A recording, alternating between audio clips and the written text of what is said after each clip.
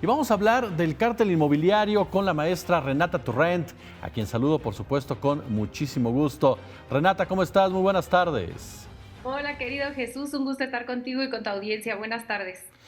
Renata, hiciste, yo recuerdo bien, un tiempo campaña hace ya algunos años, precisamente en la Benito Juárez. Es decir, conoces bien todo lo que se mueve alrededor de esta demarcación, que ha sido sede desde hace muchos años del Partido de Acción Nacional al frente de la misma y que ha detonado en este cártel inmobiliario con esta explosión de construcciones de viviendas que en muchísimas ocasiones no cumplen con los parámetros legales requeridos. ¿En qué momento se encuentra este tema del cártel inmobiliario que fue abordado incluso en el último debate chilango? Así es, como bien dices, querido Jesús, yo hice campaña aquí en 2021, aquí vivo desde hace muchísimos años y creo que es una cuestión que cualquier persona que vive en la Benito Juárez puede observar que quizá en los últimos 10 años hemos visto un incremento en estos edificios nuevos que, digamos, agarran casas de las que había antes de una o dos viviendas, algunos dúplex y levantan edificios mucho más altos. ¿Cuál es el problema de estos edificios? Bueno, el primero es que muchos de estos edificios que se levantaron no cumplen con las obligaciones que tendrían que cumplir por ser la Benito Juárez una zona sísmica. Entonces, de pronto, hacer muchos más pisos de los que permite la ley, pues vulnera a las personas que viven en esos edificios. ¿Cuál es el segundo problema que tenemos? El tema de que antes teníamos una casa donde vivía una o dos familias, en el caso de un dúplex, y de repente, por falta de planeación urbana, que se hacen de edificios por toda la demarcación, empieza a faltar el agua en las colonias. Esto ha sido un problema que los vecinos han estado reportando a lo largo de los últimos años, precisamente porque evidentemente donde antes vivía una familia se usaba el agua equivalente a una familia, ahora viven 10 o 15 familias y pues no alcanza el agua. Tercero y último, ¿qué es lo que sucede? Bueno, que hay un grupo político del Partido Acción Nacional que lleva gobernando esta demarcación muchísimas décadas, que se ha beneficiado de estos permisos ilegales que se han dado. Entonces, si la ley permite, por decir algo, construir en la Benito Juárez 4 pisos o 3 pisos, ellos construyen 5. Entonces, permiten que las empresas inmobiliarias tengan más edificios que vender y el modus operandi para ellos beneficiarse es pedirle un departamento, por decir, en cada uno de los edificios. De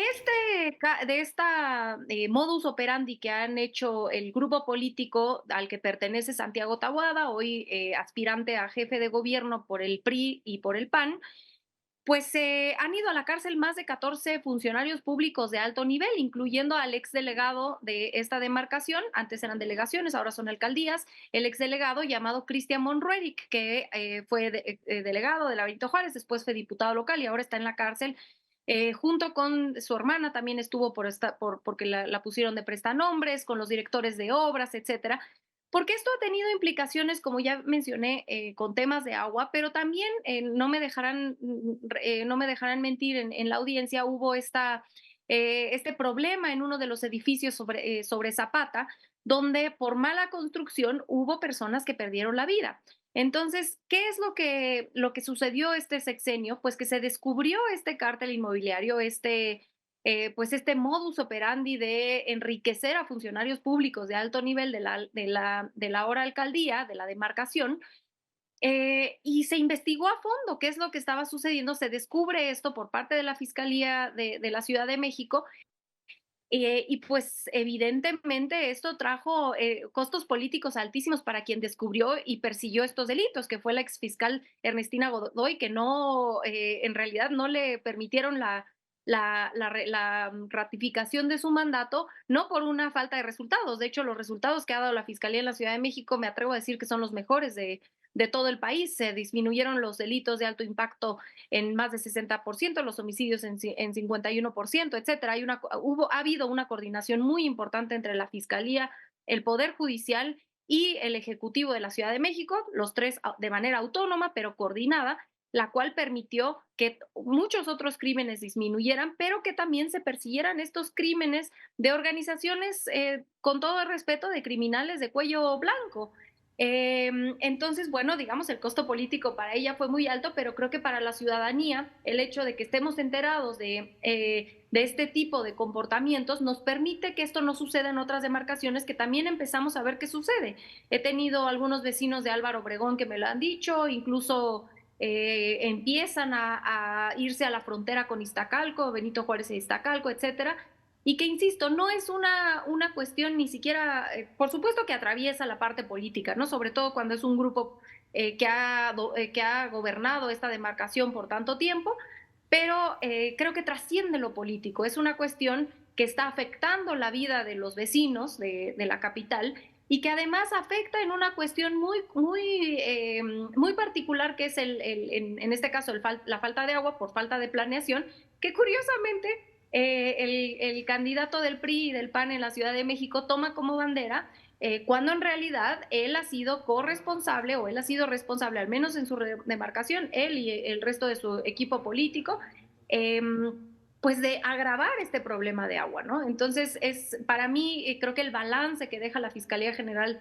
de Justicia en la Ciudad de México es positivo, porque los ciudadanos sabemos lo que sucedió, y entonces también hacia adelante podemos estar más atentos de este tipo de tratos que se realizaron o que nacen en esta demarcación, pero que se han estado replicando en otras demarcaciones de la capital del país, y que también hasta en la mañanera lo hemos escuchado, que en municipios en Jalisco se ha visto que este mismo modus operandi inicia en otros municipios del país. Renata, ¿qué papel jugó en todo esto Miguel Ángel Mancera? Escuchábamos hace unos minutos a Claudia Sheinbaum decir hubo una traición en este tiempo que ha gobernado la izquierda la Ciudad de México, y fue la gestión de Miguel Ángel Mancera. ¿Cuál es el papel de Mancera en torno al cártel inmobiliario? Sí, durante el periodo porque la defensa que hace Santiago Tabuada es que los permisos de construcción los da el gobierno de la Ciudad de México. Claro, lo que no dice es que muchos de los permisos, o los permisos ilegales que se dieron, en primer lugar, la inmensa mayoría, el boom inmobiliario, los da el gobierno de Mancera. De hecho, la gente que vive aquí en la Ciudad de México no me dejará mentir que al inicio del sexenio de Claudia Sheinbaum, de hecho, se paran muchas de las obras que eran ilegales, que se habían dado permisos ilegales, y detiene muchas obras para ver qué cosas sí se pueden construir de manera legal y cuáles otras no. Pues su primer año de gobierno hubo mucha de estas, de detener varias de las obras aquí en la Ciudad de México, precisamente para evitar tragedias de que se pudieran caer por no haber hecho buenos cálculos de ingeniería civil para ver si aguanta un sismo, etcétera. Entonces, por supuesto que hay una responsabilidad ahí. Ahora, es cierto también que durante este sexenio también continuó el cártel inmobiliario, pero la manera en la que le dieron la vuelta, porque eso sí es falso, que desde el gobierno de la Ciudad de México se siguieran dando este tipo de permisos del cártel inmobiliario, lo que hacían era construir pisos extras en edificios que ya estaban, en edificios ni siquiera nuevos. Entonces ponían uno o dos departamentos arriba, extendían los pisos hacia arriba de los edificios que ya existen, y esos permisos que eran falsos los daba en la demarcación de Benito Juárez en específico, ¿no? En específico la gestión de Santiago Tabuada, que también, por supuesto, eso es ilegal. Ahora, Miguel Ángel Mancera, como bien dijo la doctora Claudia Sheinbaum, él llega a la Ciudad de México como gobierno de la Ciudad de México, como parte de lo que hoy conocemos como la Cuarta Transformación, como parte del movimiento obradorista, si lo podemos llamar así. Y después traiciona, y tanto es su traición que hoy es senador por el PRIAN, ¿no? Digamos, sigue siendo el PRD, pero el PRD que traiciona a la mitad durante el Peñato, él básicamente llena a su gobierno de muchas personas con acusaciones graves de corrupción, se pone del lado pues de la derecha, se apoya el Pacto por México, etcétera, y entonces se ve interrumpidos le llama, hoy Santiago Taboada habla de que Morena lleva, o que la izquierda lleva gobernando 27 años. Bueno, eso es hasta cierto punto falso, porque es cierto que llega por el PRD apoyado por el movimiento obradorista, pero le falta hay una pequeña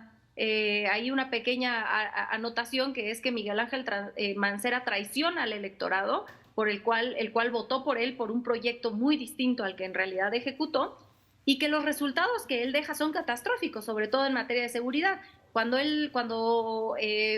Marcelo Ebrard deja la Ciudad de México, lo deja en niveles, por ejemplo, de homicidios similares a los que había dejado el presidente López Obrador, niveles muy bajos, y Miguel Ángel Mancera, ustedes pueden ver la gráfica, sube